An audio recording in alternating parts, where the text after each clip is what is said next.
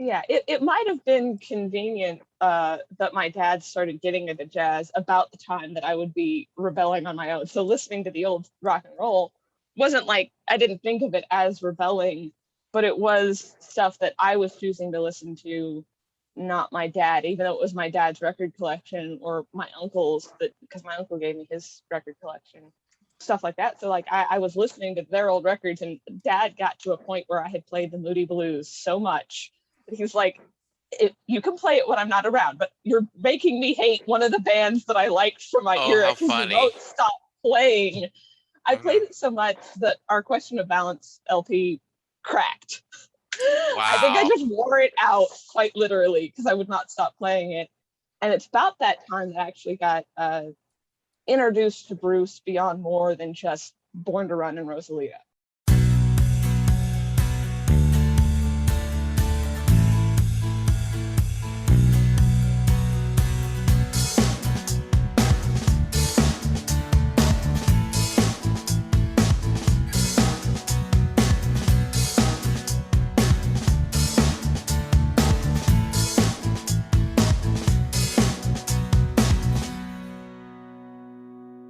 Hello, everyone, and welcome to a new episode of Set Listing Bruce, your podcast all about Bruce Springsteen, his music, but mostly his fans. I am your host, Jesse Jackson, and joining me today is a fellow Texan, Yeah, Rosie Lee. Welcome to the show, Rosie. welcome. Thank you. Thank you for having me. I am so excited you're here. We didn't have to worry about time zones. We didn't have to worry about, figuring out distance. It was kind of nice. So tell us a little about yourself.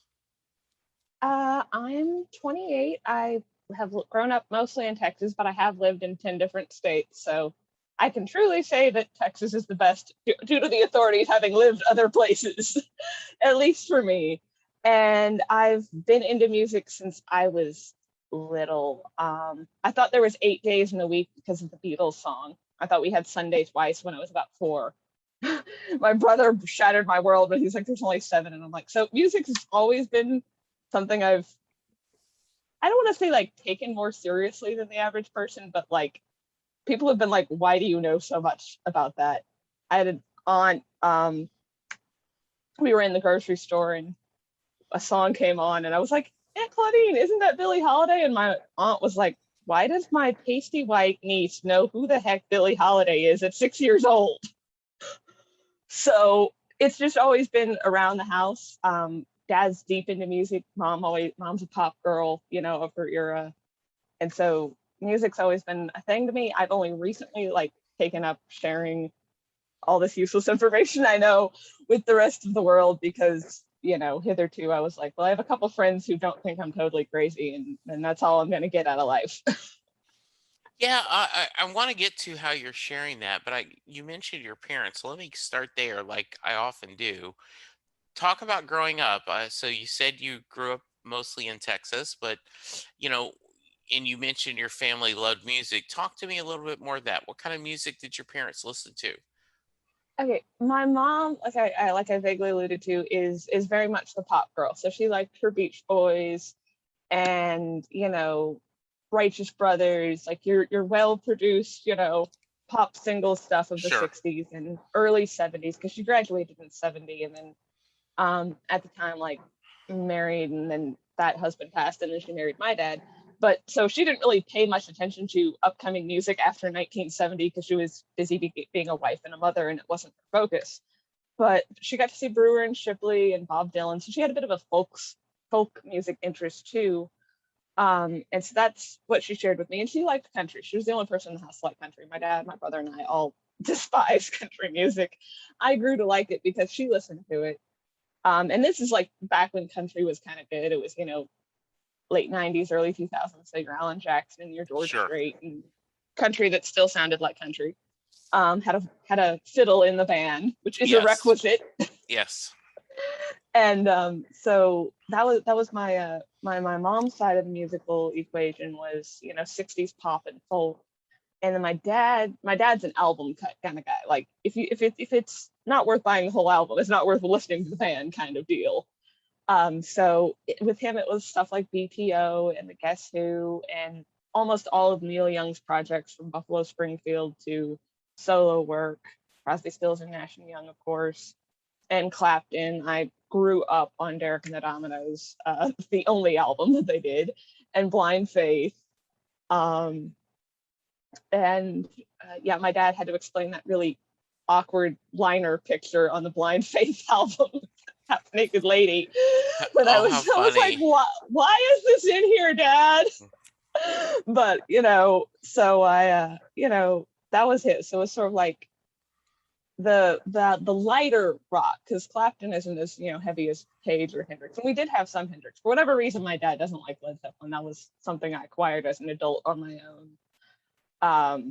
But lots of that. My dad got into jazz when I was in my teens, so I got introduced to like big band stuff and weird jazz musicians like Thelonious Monk. I'm not a big jazz person, and with my dad playing it nonstop since I was 14, I've Yeah. become less so than I would have otherwise been.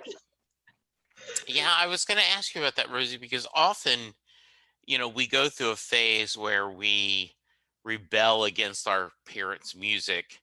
It doesn't sound like you went through that phase, except for the jazz. You just really learned to love what they loved. Yeah, it might have been convenient that my dad started getting into jazz about the time that I would be rebelling on my own. So listening to the old rock and roll wasn't like, I didn't think of it as rebelling, but it was stuff that I was choosing to listen to, not my dad, even though it was my dad's record collection or my uncle's, because my uncle gave me his record collection and stuff like that. So like I was listening to their old records, and Dad got to a point where I had played the Moody Blues so much that he's like, you can play it when I'm not around, but you're making me hate one of the bands that I liked from my Oh, era how because you funny. won't stop playing. I played Mhm. it so much that our Question of Balance LP cracked. I think I Wow. just wore it out quite literally because I would not stop playing it. And it's about that time that I actually got introduced to Bruce beyond more than just Born to Run and Rosalia. Like Hmm. I don't remember the first time I've heard those songs, or especially Born to Run. It's so much part of the American culture. You can't Right. live on this planet and not hear it. Yeah. So I was going to ask you about that. You know, can you remember, and you mentioned not really, but f- becoming aware of Bruce, and I maybe to be a little more specific, when you became a passionate Bruce fan, what about it, and what about his music spoke to you that you want to do that? Gosh, it sort of came in two waves for me. The Okay. first real introduction to Bruce, in any way other than just beyond Born to Run and something playing on the oldies station, was when my uncle gave me his vinyl collection to sort through. And he's like, you can keep whatever's in good condition. They're all, I don't have a record player. They're yours. Yeah. So I'm fiddling through those, and he had the Born in the USA album, which was in immaculate condition because I guess my uncle is not the biggest Bruce fan. It wasn't trashed like all the Pink Floyd Right. records were. And so I listened to it. I remember being 13 and 14 at the time, and I Yeah. would only listen to the second side. I did not like side A. I would listen to Born in the USA on side A, and that was it. And then I'd go listen to all of side B because I loved side B of that album. I feel really bad now that I was missing out on some good songs, but you're Yeah. weird when you're 13 and 14, and I only liked the B side of that album and Born in the USA on side A, and that was Okay. it. Didn't like anything else on side A. Okay. And then so that was like my first, and I really identified with some of the songs at the time, like Surrender. And I had just moved from a town where I had a bunch of friends to someplace where I hardly had any. So like I kind of felt like I wished my friends would feel like, Bobby Jean about me, Yeah. being gone. So my little brooding teenage heart found solace on the second side of Born in the USA. And then the Hmm. real reintroduction of Bruce, because I just didn't listen for a while, didn't really seek him out, had other music I was listening to, was a Right. couple of years ago. And Badlands just kept coming on the radio, and I'm like, you know what, this is actually kind of good, because I feel like I had heard something by Bruce's that I didn't like at the time that I heard it. And so I was just sort of like, Right. yeah, it's not really my thing, other than Born to Run and a couple other songs. But then I was like, this is really good. I'm like, I don't know that I've listen to the album that this is off of. And in the last couple of years, I've really gotten into like, well, if I like one song, I'm gonna go find out more about the artist. It's how I found out about the band Free, because everybody knows All Right Now, but I'm like, what else did they do? And I'm like, Sure. oh, there's a bunch of other good music that no one ever plays. Mm-hmm. And so Badlands got me to look into it, and then I binged Darkness on the Edge of Town and the River albums, and that was my rebaptism into it. Because I swear, when I don't remember hearing Promised Land when I was a teenager, but I swear that I did. Either that or it just Okay. captures that wanting to get out, prove it to the world instincts that I had as a teen. So when I re-listened to Darkness, I was like, I know I've heard this song, but I don't know where. And I had the same feeling with Independence Day. I'm like, did I listen to these when I was listening to oldies music late at night on the radio? Like, where did I hear this before? Because it felt so familiar, which Mm-hmm. I feel like Bruce's music just has that quality, because I've read that people felt the same way that First Time Thunder Road was played, that everybody was cheering like it was a song they'd all heard before. And this is, like 74 or whatever. Clearly no one has heard this song before. So it may just be a power that Bruce's music has of feeling so innately familiar. That it's certainly, he has a unique voice, and there is that, though. Someone just recently asked on Quorum why Bruce has never repeated Born in the USA. Like, why did he choose not to do another album of that popular? And my suggestion was, one, you don't know what the public is going to like, but two, he's never repeated himself. Darkness was different than Born to Run. The River was different than Darkness and Nebraska, and Tunnel of Love is different than Born in the USA. Each album, and especially like the last four albums, if you think about Wrecking Ball, Western Stars, and Letter to You, all three very unique albums. There are not a lot of necessarily things similar. Yeah, I totally agree with that statement. And for me, I'm like, Bruce has never been like, let me do what's gonna make me, the most money or popular. It doesn't seem like it's gonna be like, let me do what I feel I need to do with my music right now. So if he did do an album trying to recreate Born in the USA, it would probably be Bruce's worst album, because it wouldn't be him doing what he wanted to be doing and felt called, by the music to produce. So yeah, I don't get that. Especially, despite Born in the USA being the first album I ever heard, it's not one of my, I don't dislike it, but it's not my top three. Yeah. And I do think that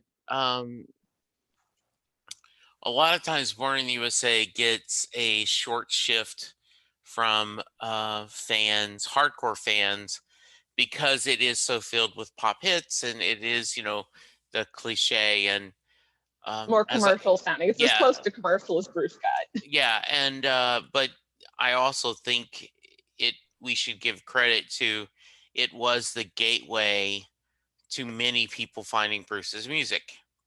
Yeah, even me, absolutely. I had this leftover album of my uncle's. So I always like to preface this, Rosie, with the amount of times you've seen Bruce live is not a fair barometer of how big of a fan you are. But have you been able to see him? And if so, how many times? No, I have not actually. I do have DVDs of the concerts, and I enjoy watching those. So I've got the ones that came with Born to Run, Darkness, and the River. And so I watched those. And my best friend and I have actually created a drinking game based off of Springsteen concerts. Okay, you got to tell me about that. Okay, so the drinking game consists of everybody in the crowd gets assigned a band member that's not Bruce. So I have Stevie. She is a lightweight, so I gave her Federici, because Danny hardly ever shows up in the concerts unless there's a organ solo. You never see the man. So I made it easy on her. Our friend Michael got Clarence. And so whenever they're on screen, you have to take a sip or a shot. Like, it's low pressure. It's not like, it's do whatever you're comfortable with. It's not like, we don't want to take you to the hospital for alcohol poisoning, so please be careful. And so that is our drinking game. Sometimes when it's just her and I, we'll be like, take a sip or a shot whenever there's like a different a camera angle looking at Bruce's back or something. We mix it up sometimes. When it's a large group, you basically are assigned a member of the E Street Band and obligated to consume some amount of alcohol when they appear on screen. That is awesome. That is a fun game. Yeah, I love that. So just being in West Texas and just have not had the opportunity because he has not toured since 2016, right? Yeah, and I didn't get like back into Bruce. Like, I didn't start hearing Badlands and stuff on the radio and dig into his albums until, I want to say last year was so long that it feels longer ago than last year. Like, I want to say in 2019, I went and listened to his version of Racing in the Street because I knew the Roger Taylor version. And I honestly, at the time where I was in my life, I was not wanting slow songs. And so I didn't like the Bruce version the first time I heard it. I was like, this is so slow. It feels like a funeral. I was not a fan the first time. I've since grown to love it. I really love the 78 version of The Promise. But at the time, it was not speaking to me. But then in 2020, I had been hearing Badlands enough to the point where I'm like, what, I'm going to go re-examine my feelings towards Bruce and see, how I feel. And I was like, well, a couple songs really just like got me. Like Thunder Road was, because I mean, I'm in my late 20s, so the whole, you ain't a beauty, but hey, you're all right, and you're not that young anymore. Like, okay, thanks. There's actually songs out there about, romance after high school, because there are so few of those. Most songs, it's like, yes, we're, madly in love in high school, and that's it. And I'm like, okay, so if you're in your late 20s and you haven't found love yet, there's just no hope because there's no songs for you. Yes, that's a good point. Yes, we are, and we are, and you can, in your mind, they can be almost any age on Thunder Road. Yeah, but at least for me at my age, I was like, oh, we're not that young anymore. Good. So there's love songs for people that aren't 18. Cool. Exactly. Yeah, everybody's. So it sounds like, Rosie, you are similar to musicians as I am to writers. I'm a big reader, and when I discover a new author, I tend to try to deep dive everything they've written, and so it sounds like you do that with musicians. I have gotten that way. I wasn't always that way. I mean, I had phases like when I was in high schoolish, I got on a big Billy Joel kick and had to go find all the Billy Joel albums I could. Yeah. Yet again, because the quality of the songwriting, that's my thing. It's like, if somebody can write good lyrics, or if their music has really got a deep groove. Like, I'm not here to tout Led Zeppelin as great lyricists, but they have great groovy music. Right. So I go with that. But with Bruce has both. And so, I went and dug in and listened to much the first 7 albums, Yeah. Greetings, Born in the USA.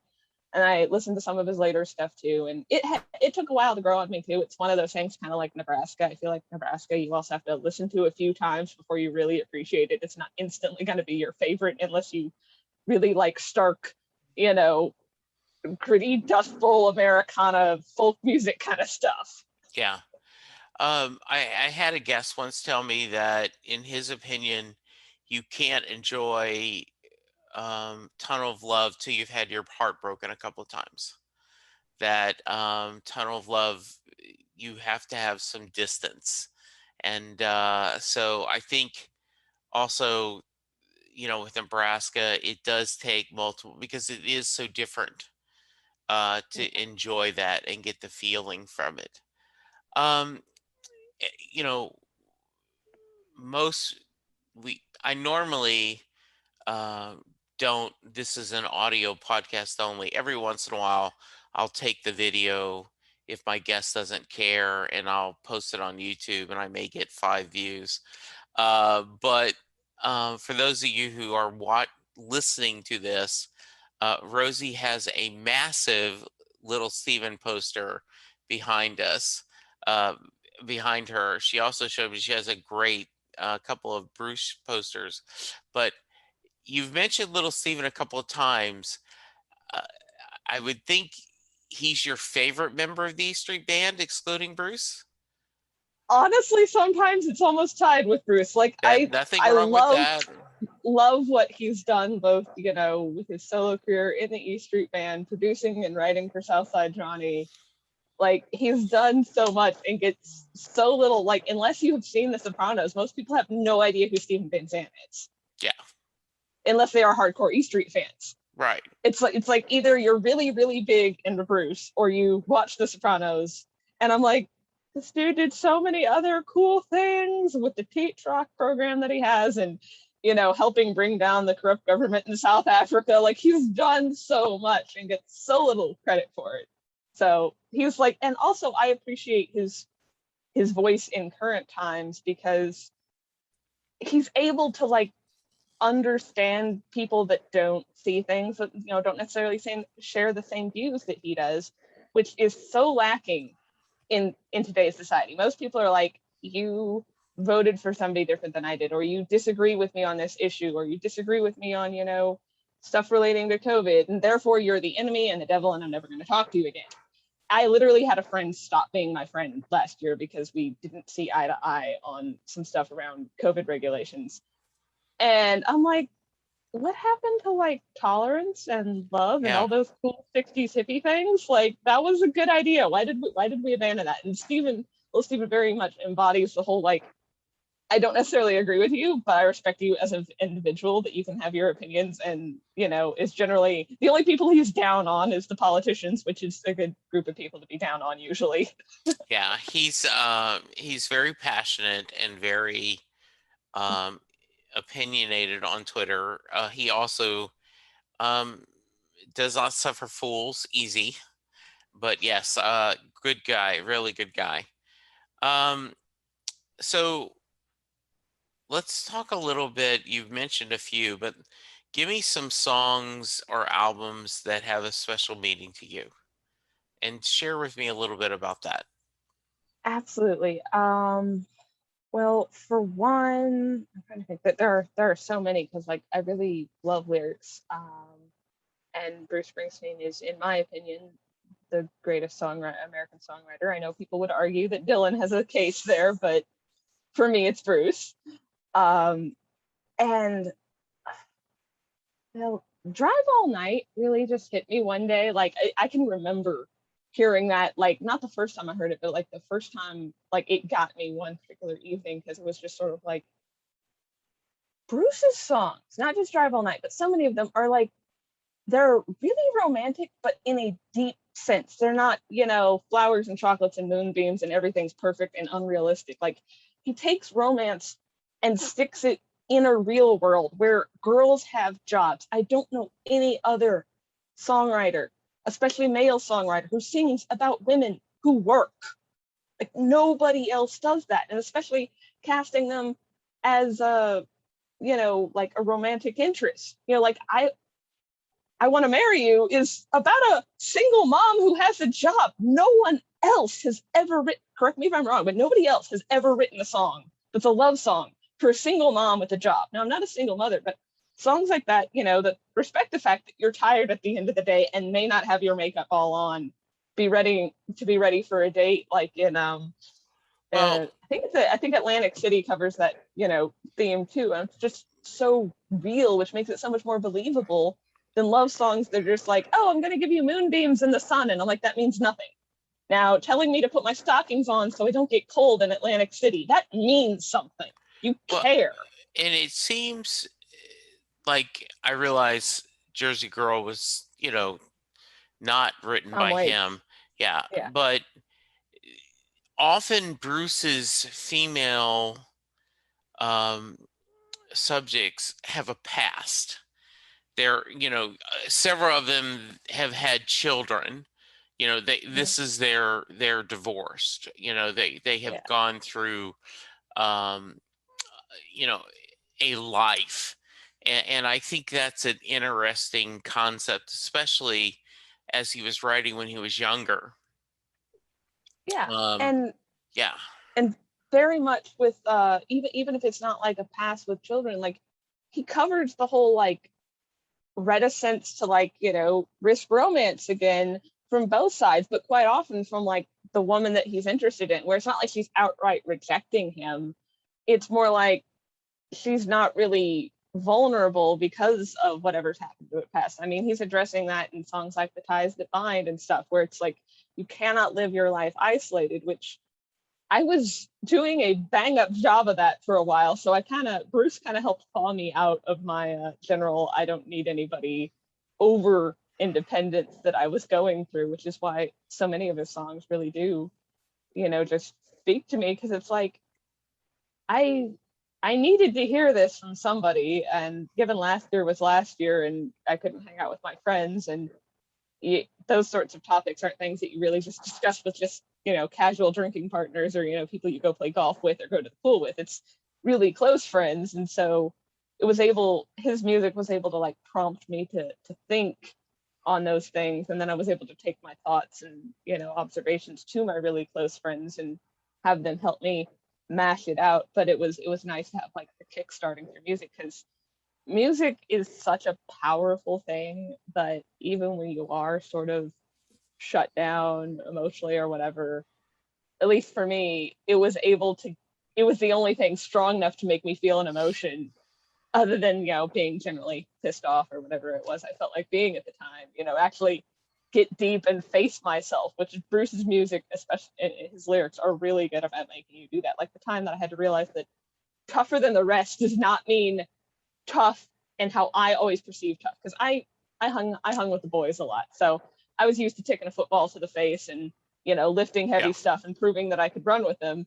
And I was like, oh, the tougher than the rest, the tough and tougher than the rest is way harder than the tough that I'm used to being. I'm used to just being physically tough and pretending that I don't care, and tougher than the rest is about actually caring, which is really hard to let yourself feel and risk getting hurt again. And that's sort of the challenge. That's the beauty of Springsteen's lyrics, is he challenges you to be a better person. absolutely. Um, One of the things when you and I have exchanged emails a couple of times as we're getting ready, and you said you had a Born to Run story. Okay, So, yes. yes. So, with, share your Born to Run story. okay, with Born to Run, my observations is I have two. One is I absolutely do not understand how he did it, but I love that he somehow managed to make musical instruments sound like a decelerating car that comes to a stop and floors off with the highways jammed with Broken Heroes. Like, I don't know how, I don't know what weird magic that they did in the studio, and then they even make it do it live. And I'm like, how are musical instruments sounding, giving you the exact same feeling of like muscle cars slowing to a stoplight, idling, and then raring off? It's just wild. And I described that to my friend. She's like, I had never really thought about that, but you're right. And I'm like, it's crazy. I listened actually to one of your previous broadcasts, and somebody was discussing Thunder Road having like 3 gears, and I'm like, Born to Run songs seem to all have some sort of automotive vibe to them. But my Yes, other I agree. observation with Born to Run is people look at me when I'm crazy when I say it's like one, if not the greatest love song ever written. They're like, Born to Run's not a love song. And I'm like, you're not listening to it right. Yes, it is. Yeah. I was like, I mean, lines like, I want to guard your dreams and visions. Like, some dude says that, that's a really intense like promise to make somebody. He does similar in I Want to Marry You with to say I could make your dreams come true would be wrong, but maybe I could help move them along. And I'm like, that is that real life romance in a believable concept, because I'm fairly jaded and don't actually want to believe that romance is real. But I'm like, I mean, I want to, but I'm like, I'm not sure. I think Hollywood and novelists and poets made it up. And so when a songwriter, which Bruce is really good at, sticks it in a realistic setting, it's great. And then with Born to Run, it's also, the adventure. They're going off, they're they're going off into the wild blue yonder on the motorcycle to, this great and glorious future. Like, there's adventure to it. There's desperate romance. Also, Bruce manages, and Born to Run's not the only song he does it. He's really good at doing it in a lot of his songs, but he manages to straddle that line between like being a little bit too overtly sexy and just being too innocent. I mean, because the whole Velvet Rims, line is rather euphemistic, but it's classy. And he straddles it better than a motorcycle. It's like there's a leg on both sides of being classy and being sweet, but also being, sexy and flirtatious. And a lot of his songs, like Leap of Faith, and then they all do it, Pink Cadillac, where it's there, but it's in a classy and tasteful way. Because I mean, I'm one of those people that if songs get too overt and vulgar, I don't enjoy them. They cease to be sexy when they get too overt. Sure. And so Born to Run is, in my mind, like the greatest love song possibly ever. Absolutely, I agree. That's well said. That's good. So talk about your Instagram and your social media and Facebook page. Talk about what you're doing to share this love and passion for music with other people. Okay, so this is actually, I'll give the backstory of how I got into this. I, for several times last year, just on my own personal Facebook page, I had made little rock rambles where I just discussed, like, some musical artist or album that I was really into. Like, I think the entire month of December last year, I did little rambles for my friends on Paul Rogers because his birthday was in December and he's one of my favorite vocalists. So if you don't recognize the name, it's Bad Company and Free and The Law and The Firm and a solo career. He's been very prolific.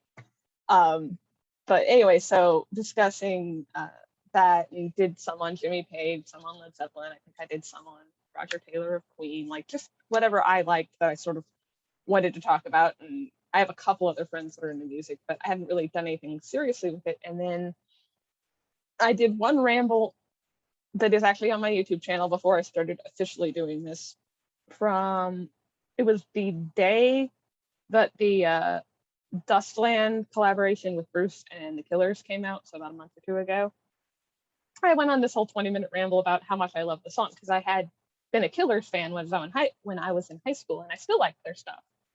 And so, having discussed that and had my little reaction video I made, E Street Nation on Sirius XM was discussing the song. So I called in because I was already ridiculously happy about this collaboration. And in the process of calling in, Mr. Dave Marsh made the comment that, like, are you sure you're not a rock critic? Which didn't sink in at the time. I was like, that's a really cool compliment. And then like a half hour later, it just hit me like a ton of bricks. I was like, I have books written by Dave Marsh. Like, this wasn't just some dude on the radio. This was like it wasn't just a DJ. This was Dave Marsh, who's been talking about music for like 30 years longer than I've been alive. That's a nice compliment. And then so I was like, that was like the impetus to like take it and actually, polish it, get me a sort of studio type looking setting and, share my rambles on a more, professional level than just me and my phone on Facebook Live. And so I got started on that. Like that was the inspiration. I think I just come back from vacation. And so I got started on it a couple weeks later. And it's kind of all over the place. Like it's like each ramble has like a set topic, but I've done like 2 on Bruce related things.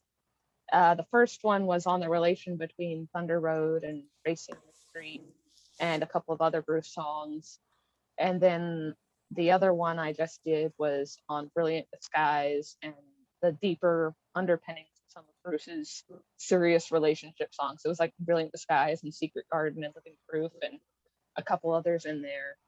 And with some excerpts from his book, because Born to Run, the book, is I consider it one of like the top 5 books that I've ever read. Right. And like that means I'm putting it in there with like Shakespeare and the Bible and Les Miserables and Lord of the Rings, kind of Yeah. top 5. It's not like top 5 and Twilight or the other 3. Yeah. It's top 5 with some classic literature.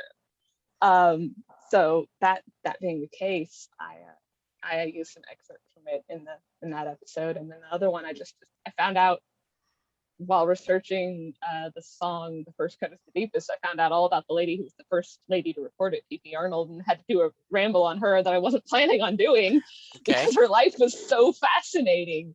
I mean, she dated Steve Marriott of the Small Faces. She's performed in Andrew Lloyd Webber musicals when they debuted. Like, she's done a ridiculous variety of things. So I was like, this lady's so cool, and nobody talks about her, so I have to talk about her, which is, very me. I love finding like the obscure people, the underdogs, and like fangirling on them. I mean, that may be why Mr. Van Sant's kind of my hero, because that's pretty much what Underground Garage does. Yeah. And so, go ahead. So how are you putting these out? I have them on YouTube, and I sort of post on Instagram and Facebook. I'll post the links on Facebook and post a picture on Instagram to like make people aware that I've put a new episode out. I'm trying to figure out how to turn them into a podcast, but I haven't quite, nailed how to do that yet. I'm researching that currently. And so that's where all they're being released on. And actually, the next episode is also, I just finished recording it last night. It's also Bruce related. I figured coming down to your show, I needed to make sure I had a good chunk of Bruce content for all the Bruceites who listen to you. Very nice. All right. Well, cool. Well, you've never gotten to see Bruce perform live. So the question I usually ask about what songs are you chasing would be all of them. But are there a couple that you especially, when he tours again and you get a chance to see him, what are a couple songs you want to hear live? I obviously want to hear Rosie Lee live, but that's usually gonna happen. Yeah. It's decently well played. Thundercrack is my favorite song, sort of. I mean, I can't really have a favorite song, but it's definitely one of my favorites of the outtakes. Ones that didn't make album, I absolutely love Thundercrack. I have danced to it, ridiculous amounts of times in my room. Because it's not like it's getting played at, street dances I go to, unfortunately. But so I would love to hear Thundercrack. I've read that Bruce is actually not a huge fan of the song The Way that's at the very end of City of Night on the Promise. I love that song. It is really, really, really romantic and beautiful, and I adore it. And I don't know why he doesn't like it. Yeah. And so I would, like him to get over it and play it live. That would be great.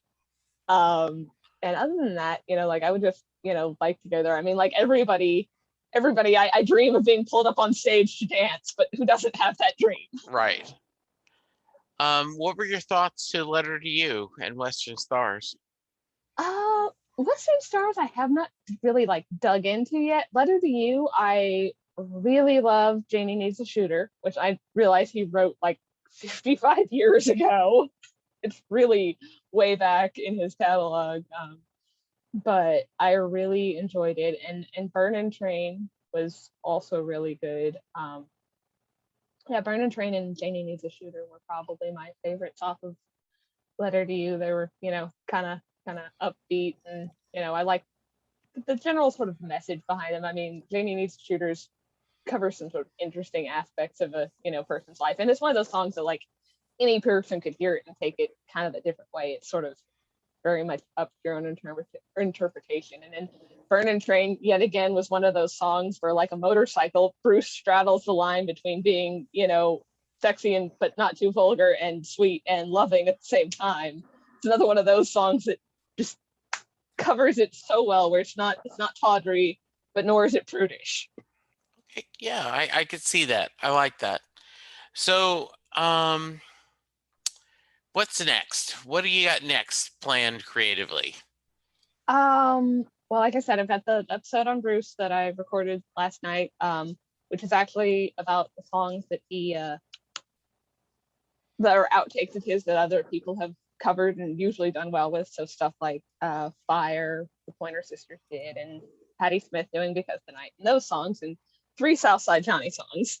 Okay. And then after that, like, it's just the plan is like an episode a week. I may get to where like I do a little shorter episode midweek or something to discuss some, particular song or particular Okay. band member or something of various stuff. Like I'm planning on doing ones on the Moody Blues and on David Lindley. Oh, nice. And like I said, I really like the obscure stuff that nobody talks about. I will probably end up doing a few on Paul Rogers, probably one on each of the bands he was in, because I'm such a huge fan of his vocals. To me, it's like him and Roger Daltrey are like definitely on Mount Rushmore of top rock vocalists that I can think of. Very I really nice. like his voice, so it's kind of going to be all over the place. Like I thought about like maybe doing it just about Bruce, but I'm like I love so much other stuff that I can't like narrow it down that much. And of course, like if I find out about some other really interesting artists, like I found out about PP Arnold, I will end up inevitably doing a ramble on them as well, because like, people need to know about these really cool obscure artists. Like, and again, that's why Van Zant's my hero, because that's all he talks about. Well, and that's, like I love John Hyatt and I love Sarah Hickman, and and so I'm always excited when people discover their music and they talk about it. And so yeah, absolutely. Rosie, is there anything I should have asked you that I haven't yet? I can't really think of. So I did kind of want to go back and revisit like the impact songs that have impacted me, because like we kind of ran off of that and got on another tangent, because I was gonna say is Tougher Than the Rest, of course, and if I should fall behind all those songs. And what I was saying about Drive All Night is it just it really sort of impacted me, sort of touched me about like the because his songs are so relatably romantic and not unrealistic, like, oh, somebody could actually feel that way, about somebody. Like it's believable. And it was funny. I am somewhat of a, I'm a woman of faith. And so I was thinking about this because, I mean, I'm 28. I've only had 2 boyfriends. So it's like, it's a struggle in life, dealing with that. I was sort of like, just felt it put on my heart, this last week, God was sort of going, I can write you a better love story than Bruce Springsteen. And I'm like, other girls may have The Notebook. Other girls may have Disney princess films. My gold standard for romance is The Boss. There you go. So I love that. I'm like, that kind of promise. I'm like, that's really intense and really cool. And I would really love to find that somewhere in this very bleak world. Yes. So like his songs have impacted me on a level of getting me to believe in romance. And I wrote an essay when I was 17 about how I didn't think romance was real. I've been jaded for a very long time. So Bruce is thankfully, Bruce and my own, personal faith and stuff have thankfully pulled me out of my cynicism. It's hard to be cynical about romance and listen to Bruce. It's almost impossible. Mm-hmm. Yeah, I agree. Because he puts it in like realistic, applicable terms where it's like I said, it's not fluffy and unrealistic. It's like, yeah, things like racing in the street. I mean, she's depressed. They're all grown up, and it's not glamorous like it was when they were young. And it's still we're gonna go to the beach and get reset. We're gonna spend time together and make it work. Yeah, absolutely. Any other songs that speak to you that you want to share? I'm trying to think. Like there's so many that I've loved, whether it's just a line in it about like, because I love to dance. I love the E Street Shuffle, because I'm like, little angel steps a shuffle like she ain't got no brains. I'm like, that's me. So whether it's really deep philosophical stuff with Tougher Than the Rest, or just singing about a girl who loves to dance. And obviously, of course, I always love Rosalita. I mean, it's a song. Yeah.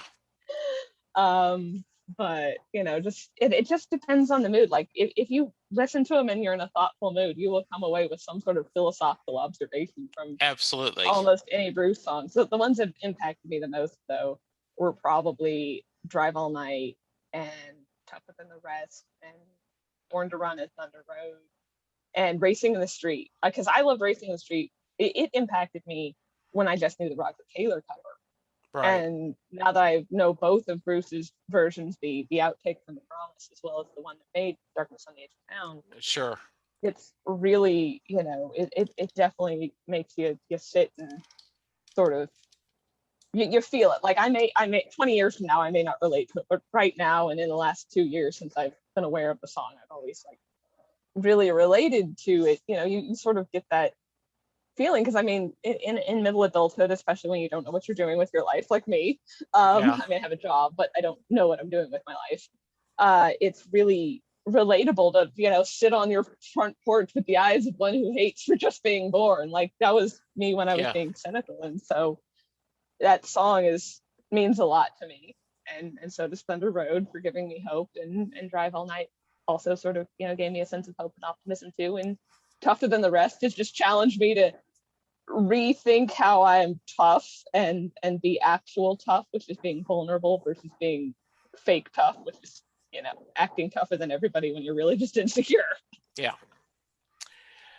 So let's move on to the Mary question. So Okay. if you are a friend of Rosie's and you're listening to this podcast for the first time, the Mary question is what I end every episode with. Jay Armstrong is a retired honors English teacher, but when he was doing his class, every year his seniors would take 2 days during the school year and break apart Thunder Road as a poem, going through all the lyrics, talk about the imagery and the themes explored in the poem, comparing it to Robert Frost and other poetry. And at the end of the 2 days, Jay asked his class, does Mary get in the car? So, Rosie Lee, that's your question. Does Mary get in the car at the end of Thunder Road? I have two answers for this. That is perfect. Technically, from looking at the lyrics alone, just Thunder Road, it doesn't look like she does, because the door is open and he's pulling out of there to win. It's not we're pulling out of here to win. But Right. Philosophically, especially because I believe that Racing in the Street is the true sequel to Thunder Road, not The Promise. The Promise is way too depressing. Right. She did get in the car. Maybe it wasn't that evening. Maybe he had to come back the next day. But Mary and the protagonist of Thunder Road did eventually get together and ride off into the sunset. And Racing in the Street very much feels like their life 5 years down the road.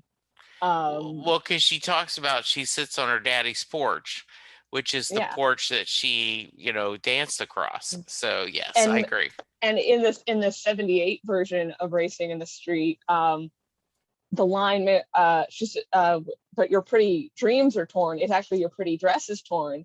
And her graduation gown lies in rags at their feet. So like there's another torn garment, there's a porch, there's still always the car, the girl, and the getaway.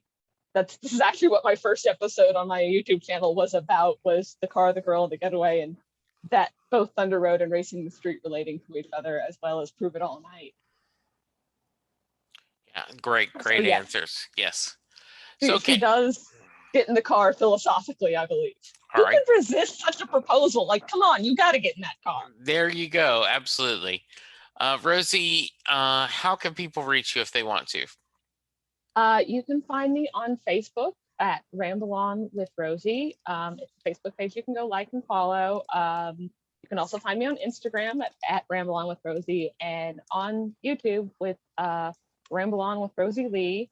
Okay. And so my channel is that there's a presence on all three of those sites, and try to share stuff so keep it fresh.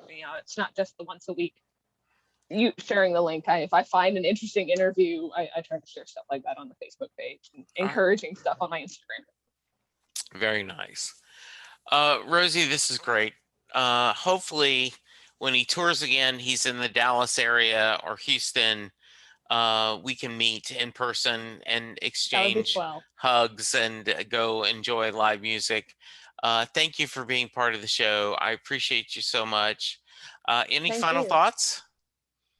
I actually had one because I went and re-listened to some of your podcast episodes, and there had been a discussion about the couple and the river, and I wanted to give a small side note on that. It's just Sure. my take, which I don't know if anybody had expressed before, which is about how I actually had to write this down because I wanted to remember it correctly. But people want to talk about like how he just doesn't care, she doesn't care, and he acts like he don't remember Yeah. about like that's about that line's about their romance. But to me, that's not how I took that line, because the preceding lines are about like on account of the economy, he doesn't have a job and all those things that seem so important. So to me, that's the wife is acting like she doesn't care that she doesn't get new dresses or a nice car or anything, and he's acting like he just don't remember. Like, I don't remember wanting to have a picket fence and a whatever it was they were dreaming of when they were young and they got married. They're just getting by and pretending those things don't matter and they don't remember them, was my observation on that lyric. I think that's a really good theory. As they're fighting with this, fighting to try to make ends meet, Yeah, raising a having family this. and he's out of work. Yeah. And, you know, originally what we came up with this, right, was, is this a successful marriage? Mm-hmm. And my answer is yes. If they're still together, they're still, I mean, all marriages have ebbs and flows. And we know in reality, the real couple, Bruce's sister, are they still strong? They're still going together, Yeah. so I like to think in the fictional world of this that yes, it is a strong marriage. It may not be exactly what as youngsters they dreamed about, but there is Mm-hmm. a familiarity and a friendship and a long-term love history there that makes it a good marriage. Yeah, and they remind me of the couple in Racing to the Street, as in like life has gotten them down, but they're gonna go run off to the river rather than Right. the sea, and Right. just sort of get some bonding time together where they're not around their kids or whatever other distractions. Sometimes just being in your own house too long and never getting out of it. Well, last year proved how wearing that can be. Yes, absolutely. So sometimes you just, even if they don't have kids, sometimes it's good to just get out and go out and not be trapped in the same four walls that you feel stuck in, that aren't the four walls that you dreamed of them being. Absolutely. A good answer. Great answer. Um, all right, Rosie, thank you so much. We will have to Thank do you. this again. Yes, I appreciate it. Listeners, thank you for listening. Thank you for the support. Please remember to get vaccinated, wear a mask, wash your hands, remember to social distance, and let's all be good to each other because that's the only way we're going to get through this. For now, thank you, and we'll talk to you soon. Goodbye. Doing a podcast at times can be a one-way conversation, and I hate that. So please let me know what you like and don't like about the work I'm doing. You can reach the podcast via email at setlistingbruce@gmail.com. The show is on Twitter at setlistingbruce, and my personal Twitter is at jessejacksondfw. We have a website, www.setlistingbruce.com. From there, you can find links to other Springsteen podcasts as well as other music-themed podcasts. We have a page devoted to our own SLB All-Star Band. These are guests who have been on the podcast more than 3 times. There is a link to our store where you can purchase Set Listing Bruce shirts as well as a Mary Question t-shirt. There is a link to our Patreon page where you can sign up to help support the podcast financially. We have different levels and different rewards based on your support. If you don't have any extra cash, and right now, who does? You can support the podcast by subscribing via your favorite podcast player and leaving us a review. The more reviews we have, the easier it is for people to find us. And please tell a friend about the podcast, especially if they love Bruce or music, because it will make a difference.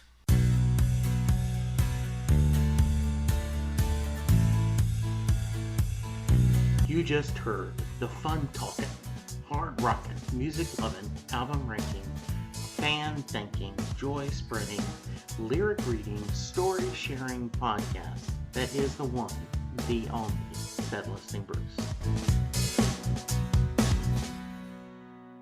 Said Listening Bruce is part of the Southgate Media podcast group.